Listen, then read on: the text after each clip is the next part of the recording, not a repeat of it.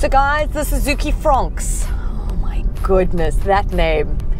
Do you know, I thought it bothered me, and then I thought it wouldn't bother me, and I was like, you know what, it's not a problem. People get used to it. But actually, I don't think that they are.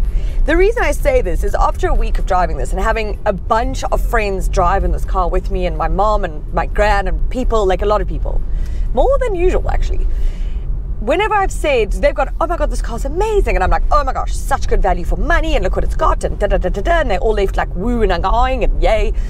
And then they're like, what is it? And I'm like, a Suzuki Fronx. And they're like, a Fronx? They're like, no, sorry, I can't drive a car named Fronx. And I actually think that they're not the only people. Well, that bus driver's annoyed. I don't think that they're the only people who feel this way. Like, I think it is deterring people, which is a real shame because you don't want to, I suppose, say the term Fronx. I'm not sure about these sleeves, guys. Anyways. But if you can get over the name, you're actually in for what is insanely good value for money when it comes to this car. Now, bearing in mind it's in a very strong segment, right? So it's got like Kia Sonnet, although like my favorite, but a bit more expensive. But then you've got Hyundai Venue, Chery Tiggo 4 Pro, Renault Kiger. So it's in and among some very good contenders, but none of them come in at the price that this comes in and for the sort of what you get for that price, okay? So just fantastic. So if you want to know what this is in terms of size, it's like a raised, bigger Baleno or Baleno, however you want to say it. So I find it to be really spacious enough. The boot is at 304 litres. Now, the Tiggo 4 is like much bigger than that. So the rivals are a bit bigger. It's a very deep boot. And I've used Luca's scooter to show you what I mean, because very seldom I find boots to be that deep, which means they end up swallowing quite a lot. So I think it's actually perfectly okay for a family. I mean, I always want a bigger boot. However, this actually does work somewhat. Okay, guys, before I carry on, I have something I want to talk to you about. We're going away in December. My goodness, I can't wait. It's been a year. And we usually go away for about like 2 or 3 weeks, which I think a lot of people do, okay? And we always go in one of my test cars. So it got me thinking, because my husband leaves his car at home and it gets parked there for 3 weeks, but he still pays full insurance on it, right? Like, so yes, sure, if it gets damaged or stolen, no problem, but it's not being driven. So it kind of sucks that it's, you know, he's paying for insurance for an accident when that's not going to happen. So because I don't know that much about insurance, I wanted to educate myself. So I contacted the people at Naked and I wanted to get all the information I could so that I could relay to you, right? And become basically your insurance guru, if you like. But I just like to educate myself anyways. So I asked them about this because I was like, what a silly thing. They have an ingenious system whereby just on the app, right? Don't have to deal with anybody. You just like on your app, you click. It's cover pause is what it is. So you just click and it like downgrades your insurance. So you're still covered, obviously, again, if, I don't know, it catches fire or someone dances on the bonnet and ruins it, or obviously if someone nicks it, you know, that is all covered. However, you can save like up to 50% of your premiums because you're not driving the car. So you're not then obviously paying to be covered for an accident. Clever, clever, clever, clever. What's also cool is that you don't only do this, like, you know, if you're going away like I am for like 3 weeks. If you work from home and you only drive your car on the weekends, or you're just doing like, I don't know, a quick weekend getaway and you're going in the other car or whatever, quick, pause, unpause, quickly. I say unpause because, guys, remember, when you start driving your car again, you need to have unpaused cover pause, right? Because you're not then covered for an accident. So that could be quite awkward.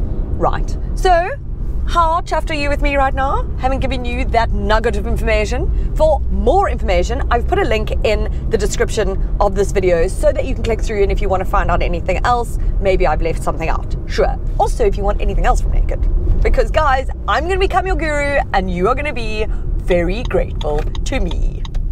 So engine-wise, you've got the 1.5 litre naturally aspirated petrol engine, 77. Hey, if you know Friends episode with Courtney Cox, you know, you'll know what I'm talking about. 7, 77. Anyway, 77 kilowatts of power, 138 Newton meters of torque. Now, those are not exactly breaking the sound barrier, right? Those numbers. But this Fronx is actually quite light. And so it doesn't feel as underpowered as those numbers would suggest it does. Do you know? My only issue, okay, so I'm in the 4-speed auto. You can get a 5-speed manual, which is what I would suggest you do. Because I find this, although it seems better than that as it is in the Grand Vitara, it's still very shouty.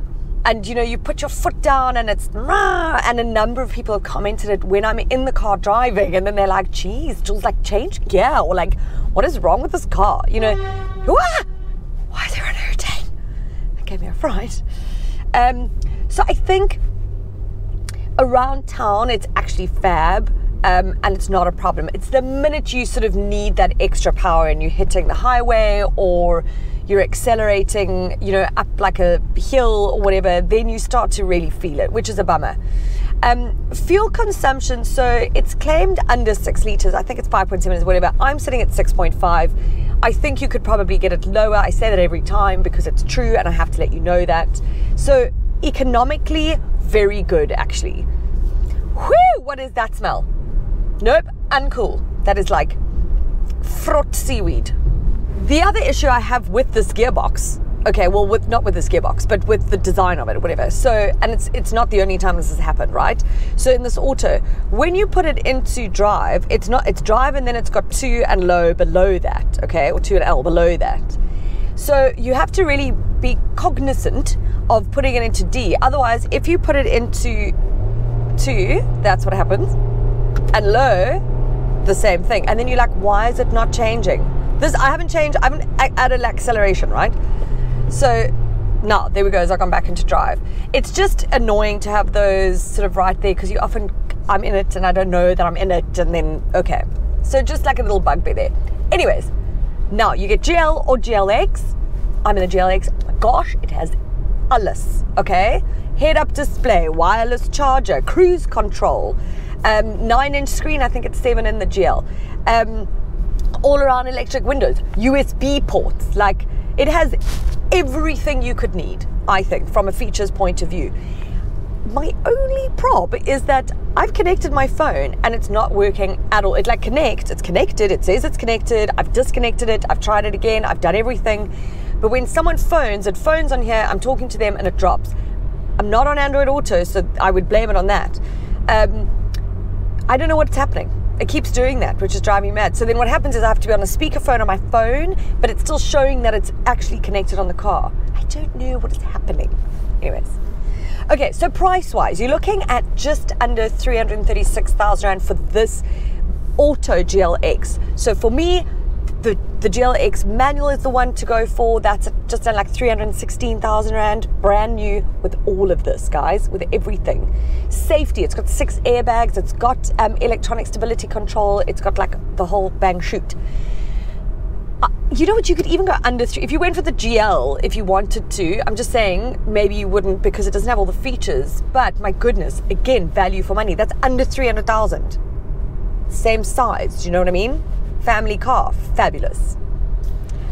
So I just think, like, in terms of the rivals, I wish that I almost didn't have to compare them entirely. Like, this feels solid, it's a very good drive, it's comfortable.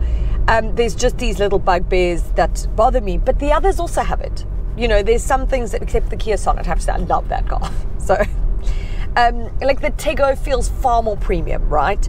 But again, we've spoken about, you know, the Chinese brands and what they're kind of doing and how well they're doing it. But phenomenal value for money. This Fronx is. Oh, I wish I was saying something else like this. But anyways, very good.